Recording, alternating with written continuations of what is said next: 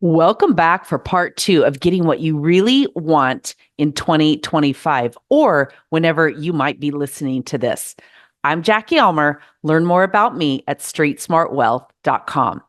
Now, if you haven't listened to part one and the case study that I just recently shared, those will be linked in the show notes. And if you're watching on YouTube, I will link the first one in the end of the video. Those are the last two episodes just to make it easy for you. And the idea is to move us into the new year. And in doing this, we're going to focus on four key principles to achieve what it is that we really want. Now, last episode, or actually two episodes ago, I focused on how to reflect and review. We covered that. And here's what's most important about that particular part of the plan, and the thing that I most want you to not miss. There are years that are about winning, and there are years that are about learning. And we actually win and learn at the same time, but we have this tendency to look at years as either successful years or failure years. And I want to really encourage you to shift that. That's why there's such power in looking back over the last year and reevaluating. And the way I do this is to simply get out my day timer, because yes, I have an old-fashioned day timer, and look through that. And then I also get out my journal. I've mentioned before, I journal almost daily. And I do a monthly end review of what the month looked like. And then it makes it super easy for me at the end of the year to look back through that along with my day timer and really reflect on the lessons, the learning, the winning, and the successes that I have. So I really want to encourage you, if you don't currently do that practice, there's no time like right now to get ready to take that on for this next year. So there are winning years and there are learning years. And it's important to reflect on these, because if we take it seriously, we can glean and gain so much knowledge from that step. So what type of year was this past year that's closing out? Now, as of this recording, we're about to close out 2024. I'm actually recording this on Christmas Eve. So we're 1 week away from closing out 2024 and welcoming in 2025. So I ask you, what has this year been like for you? And there's no right or wrong, really and truly. There's data and there's drama. And we can confuse the two quite often. We can get caught up in our own story of the drama of things that went on that affected everything, but the data doesn't lie. All of us have 24 hours in a day. We start with specific goals, whatever. And it's important for us to reflect on what the data about what we did, how we spent those seconds and minutes and days and weeks and months into the year. That's the data, what we actually did with that, the steps that we took, the action steps that moved us closer to our goal or moved us further away from our goal. So that's the data. And the drama is when we get caught up in all the stories about, yeah, but this happened because of that, etc. Now, here's what I really want to remind you. No matter where you are, no matter what's going on, you have unlimited opportunity to create whatever it is that you want in this next year, whether it's health, wealth, happiness, better relationships, it doesn't matter. No matter where you are right now. And it's so important to understand where you are right now, what's going on in your mind, in your brain, what you're thinking, excuses that you're making. And I use that word excuses very lightly without judgment. All of us do that. I do that too. But when I stop and pause, I can ask myself, who's responsible for my success? Who's responsible for my happiness? Who's responsible for my calendar on a day-to-day basis? And it always comes back to me. So that's why looking back is important, and it's so relevant to help us keep moving forward so that we can get clear on those stories, those beliefs, and how we want to be better, do better, show up better for the next year. And while we look back, and I think it's important, the other thing that's important to note is that we're not going to get stuck. We're not going to stay stuck in the past. We just want to reflect. We want to review. We want to be honest and acknowledge. And then we move into the topic today, which is reevaluate. Reevaluate. Now, here's a very simple question. Do you still want what you started out the beginning of this year wanting? So think about that. What were your goals at the start of 2024? What did you want? What did you most want to achieve? And then ask yourself, am I still excited? Am I still passionate and driven toward these goals? And again, this can be in any area, not just wealth and career and business, which is primarily what this podcast is oriented around, but health, wealth, and relationships and your overall happiness. Now, here are my top three success philosophies that I bring into each area of my life. First of all, I'm willing to embrace failure and keep going. I've learned to completely reframe failure. And I mentioned that when I talked about years. There are winning years and learning years. And in the past, I might have looked at that term learning as failure years. But I've learned to completely reframe the way I see the word failure. And that's why recently I didn't hesitate to go live with a cooking show on YouTube. I didn't even do a practice run. I just thought, I'm going to hit live and I've got everything basically figured out and laid out. And I made a few mistakes and I forgot to salt and pepper my main dish. But you know what? I would do that in real life too. And so I just rolled with it, knowing that the person I'm most looking to attract is going to embrace and relate to those little mess ups. And the old me would have been like, oh my gosh, I couldn't possibly even allow that to happen on any kind of video that I'm doing. So when you learn to reframe failure and embrace what you might have viewed as failure in the past, it's going to set you up for so much more success, because in every failure, there are learning opportunities. And that's what I thought about my YouTube show, right? I'm going to learn from this regardless, and I'm going to have fun, and I'm just going to be light about it. And there's always the opportunity in this particular case to simply hit delete, but I didn't. Now, the next core philosophy of the three is that I'm willing to pause and manage my thoughts on a daily basis when they tilt toward the negative. It's easy to stay in the flow when we're thinking and feeling positively, right? We just don't even have to think about it. We just keep barreling through and keep going. It's super easy to get into that flow of being and showing up in all the different ways that we want to, again, when we are thinking positively.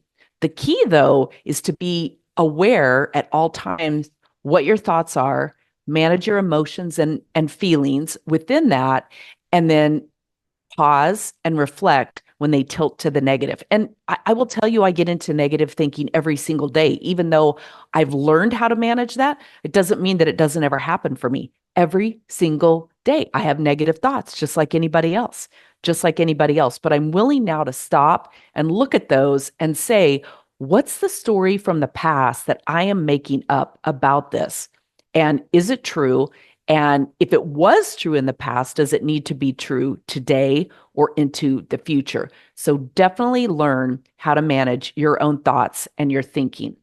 And then my third one is, and this is critical, I am willing to commit to and manage my calendar no matter what.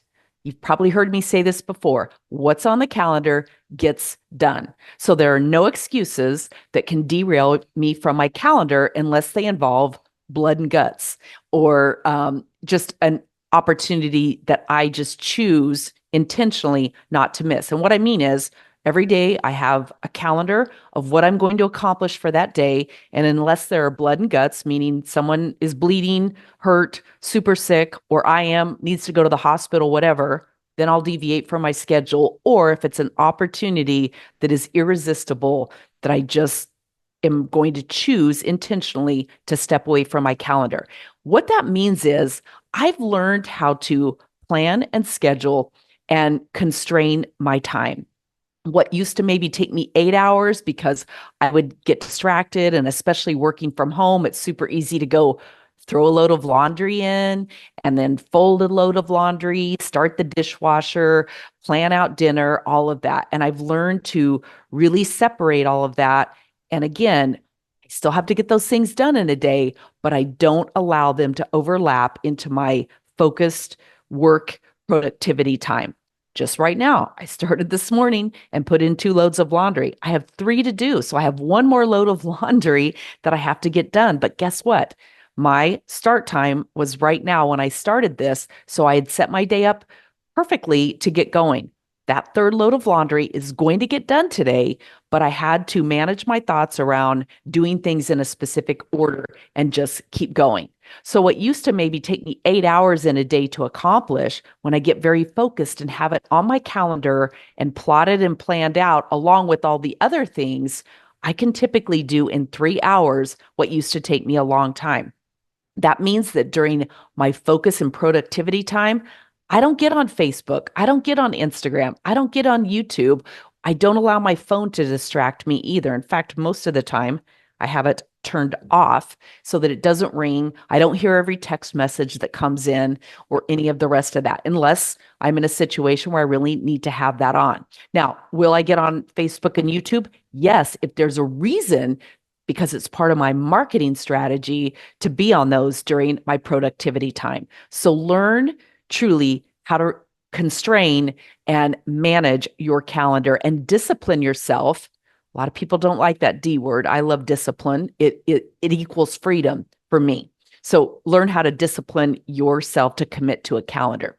Okay, so step number one in the reevaluation process is to really look at your old goals, look at your new goals, and ask yourself, am I headed in the direction that I truly want to be headed in? A good way to do this is to stop and pause and connect with your vision. Close your eyes and take a deep breath in and picture last year at this exact same time. What were you envisioning for this year that we've already quickly gone through? What was that vision? And where are you right now in relation to that vision that you had for yourself?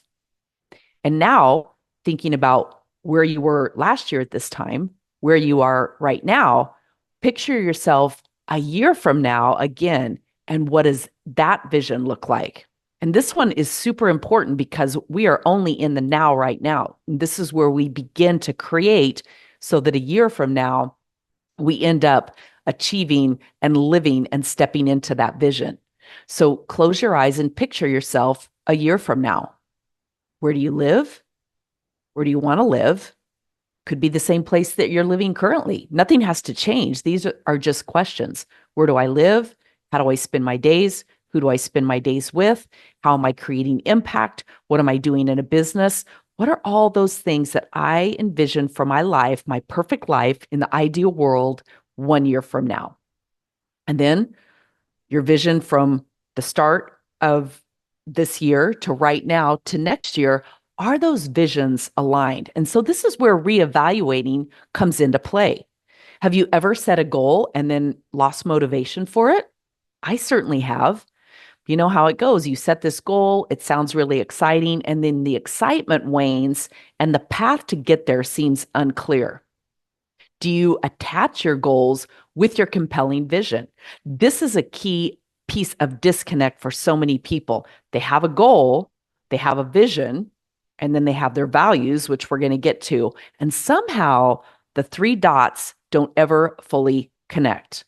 And I've said it before, my favorite, well, possibly my favorite quote, but certainly my favorite Steve Jobs quote is, you can't connect the dots looking forward. You can only connect them looking backwards. And so that's where taking these visions and seeing how do they align? How do they line up to make sure that you're on that trajectory and that path to move forward in life? We all have an internal compass, a North Star, if you will. That's that idea of what creates meaning in our life. And that is what is connected to our values. I mentioned that just a minute ago, our values.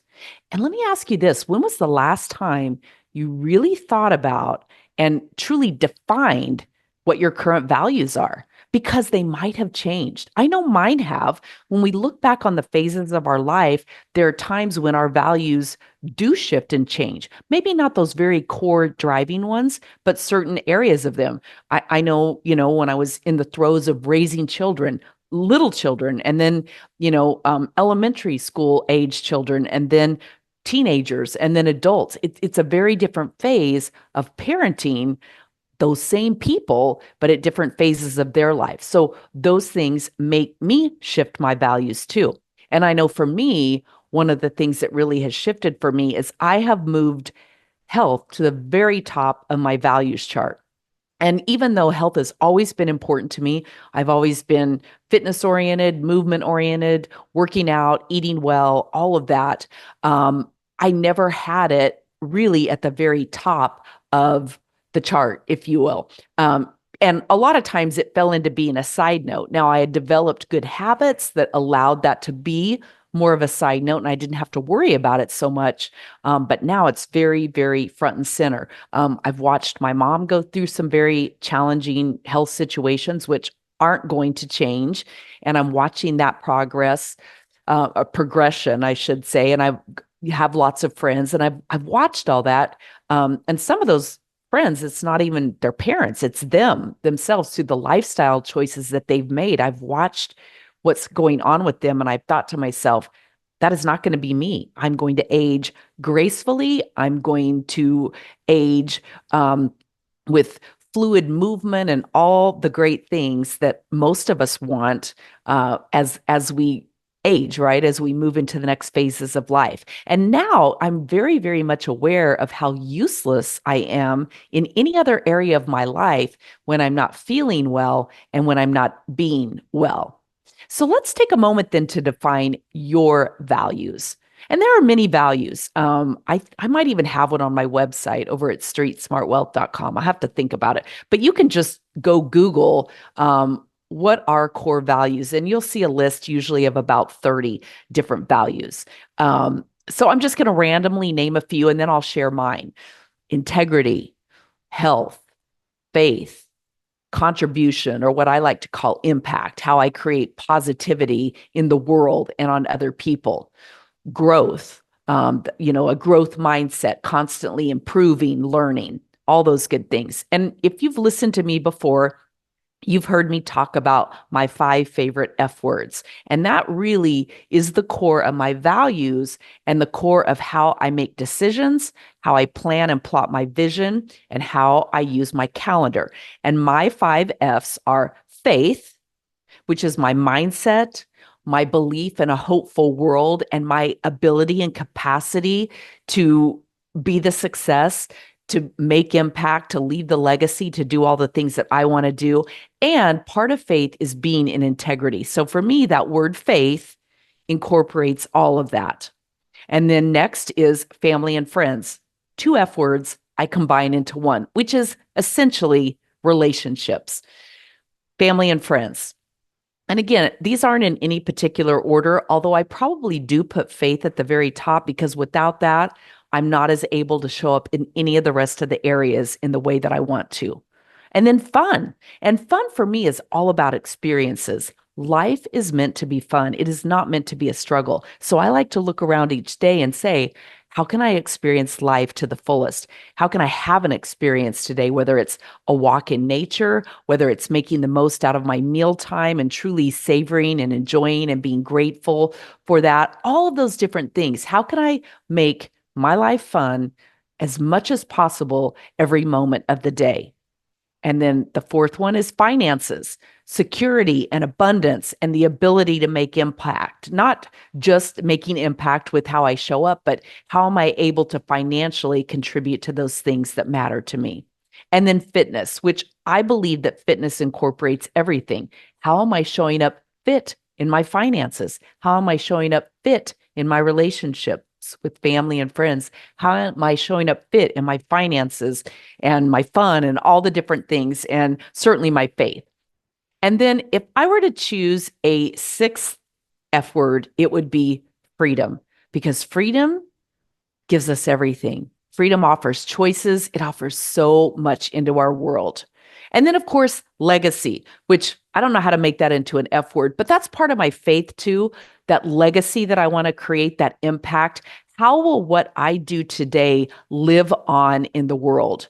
And I know that if I live through those core values, I'm going to create legacy. It's just going to happen. It's impossible for it not to. So I want to encourage you to brainstorm a list of values, and then take that list and, as best you can, narrow it down to a specific number. Some people choose 3. I've chosen 5. Some people choose 10. Again, there's not a right or wrong. You just don't want it to be so broad that it's hard for you to bring those in every single day and have them at the core of your being and essence. Now, once you have those values defined, look at your goals. Look at the goals that you've had written, and then look at those values and see, how do the dots connect? How do your goals align with your values? Because they simply have to. They have to connect. That's what allows the values, the impact, the goals to truly come to life. You have to live and embody your values, which lead you into your goals, which allow you then to achieve your vision. So realign that vision based on those goals and those values. Project a year out. We already kind of started with this. Project your year out. Close your eyes. It's December 31st of 2025. What do you see in your life? What do you see in your beingness? What are you celebrating? What are you reflecting back on each month of the year and celebrating and learning from and listening to? What are those things? Reflecting on 2025 as your best year ever, what's happened in that year? What have you experienced? Who have you experienced it with? What have you accomplished? And how do you feel about all of that? How do your values intertwine with that vision?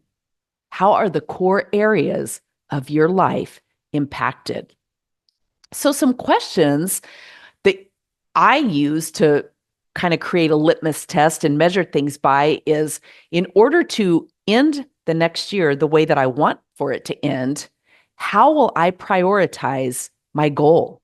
So these are questions for you. How will you prioritize your goal? And what are the key habits that are required to achieve that goal? And then what needs shifting from the current habits that you see yourself in day to day to day? It's easy for us to fall into patterns of doing everything the same way, and those patterns create habits. And quite often, those habits are not the ones that we truly require to move us into that vision that we desire. So what then are the small habits that you're going to commit to on a daily basis? And some of those involve habit shifting. What small habits will you begin to shift and commit to on a daily basis? And then how will you track that? And what's your accountability plan? So, as I mentioned, one of the things this past year that really became prevalent for me was truly focusing on my health. So I asked myself those questions. How will I prioritize my health as a goal? Well, I created a daily plan for health. That daily plan involves systems of eating, how I'm going to eat, how I'm going to nutritionally feed my body, how I'm going to work out and engage in movement. What are the systems that have to be in place? What are the systems for good quality sleep? What are the systems for getting out in the sunlight and truly resetting my circadian rhythm each and every day? What are those key habits that are required? Well, key habit for those was writing it down and then setting calendar reminders. At least in the beginning, those calendar reminders that would come up every day: get out in the morning sunlight for at least 10 minutes. No contacts in, no sunscreen on. First thing as you can as the sun rises. Now, for me, I get up early. I get up almost every day. Well, who am I kidding? I get up every day before the sun rises. So getting out in that sunrise and that morning red light, that natural red light emanating off of the sun, is a core value now of mine. So, but in the beginning, I had to set a calendar reminder. Get out in the sunlight, get out in the sunlight. Oh, right. That shifted me from doing whatever I was doing to getting out there. So I wrote things down. I set those calendar reminders. And then in those instances, which quite often involved working out, when I just didn't want to do it, I adhered to the 5, 4, 3, 2, 1 principle that Mel Robbins introduced us to. You just got to sometimes say 5, 4, 3, 2, 1, and just simply do it. I do things regardless of how I feel in the moment, because I know that in creating my vision, and in most cases, it's only 15 to 30 minutes, because I very seldom work out anymore for more than 30 minutes at a time. So I know that if I do it regardless of how I'm feeling right now in the moment, I can project myself out 15 to 30 minutes and pat myself on the back and know that I'm going to feel great because I did what I said I was going to do. So then what habits need shifting from current habits? Well, for me, honestly, my morning routine. I like to get up and drink my water and make my cup of tea and sit down with my journal and my meditation and chill music and be super chill. And what I learned is I needed to get up, drink my water, stretch, get on my vibration plate, get on my rebounder, and start doing some movement to get all the fluids and the juices and the mindset and all the good juju flowing throughout my body. And then I needed to make sure that I was getting out in sunlight and eating a really healthy breakfast right after, or ideally out in the sun. Now, you can learn more about that over on my other YouTube and podcast at Lower Toxic Life, some of those principles. But I know when I am feeling well and feeding myself well, mind, body, and soul, I certainly show up better in my business. So I committed to small habits daily, shifting my morning routine, my food plan, whereas I used to eat later in the day. Now I eat first thing, not first thing when I get up, but after that sunrise. And it's made all the difference for me. I still do intermittent fasting, but I have just shifted my window dramatically. And my food plan is a big part of things. So now I have a very defined plan. I know what I'm going to eat almost every meal of every day. Yes, I allow things to happen that keep me flexible. One of my other F words, flexible is important. But when I have a defined food plan, 90% of the time, I'm going to stick to that. And that allows me to avoid mindless eating, which is when I open up the refrigerator and sometimes can, quickly have something just jump in my mouth that was not healthy and not what I had planned. And then what is my sleep hygiene? What is my evening routine that I commit to? I like to get out in the setting sun for 10 hours also. That has a natural process of, again, helping with our circadian rhythm. It tells your body nighttime is coming. It's time to prepare for sleep. I use blue blocker glasses now to get off of my phone, get off of my computer. I'm working on getting out of my phone 2 hours before I go to bed. But I will tell you, it's a habit that I'm working to shift. I don't have that all together yet. I still work to manage my thoughts around that, but at least I do have blue blocker glasses that I commit to wearing with those. So what is my evening routine? And then how do I track it? I track things in my journal and my day timer. Those just work for me. There are probably plenty of apps out there. I feel like I get overwhelmed with apps, but I've been a long lifetime journaler. And for 30 years, I have used a day timer or some sort of planner for my life. And those work extremely well for me to write down what it is on my plan for the day. And then I can breeze through that in the morning and see what those goals are, what is on my calendar for today. And I can look back in the evening and say, did I accomplish that? And then my journal tells me that too. So those are the steps. Here are the steps for you to take before the next show drops. Reflect and review.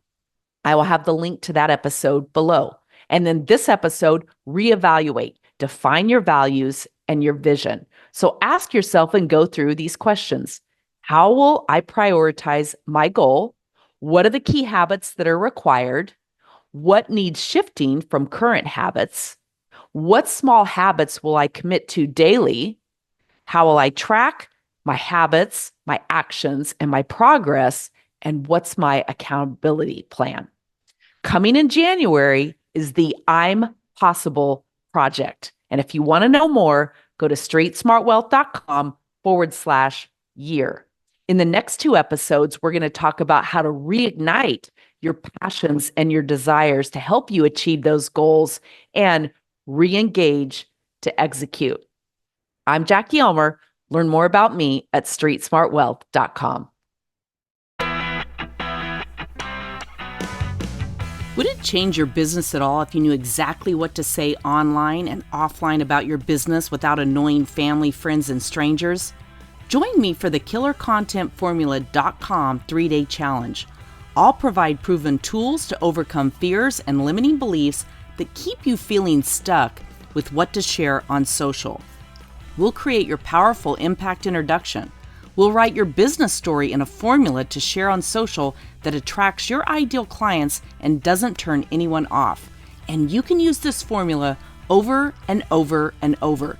No more stare, compare, and despair about what to say to grow your business. Grab the first 3 video trainings at killercontentformula.com. And let's create that rock star lifestyle business you desire.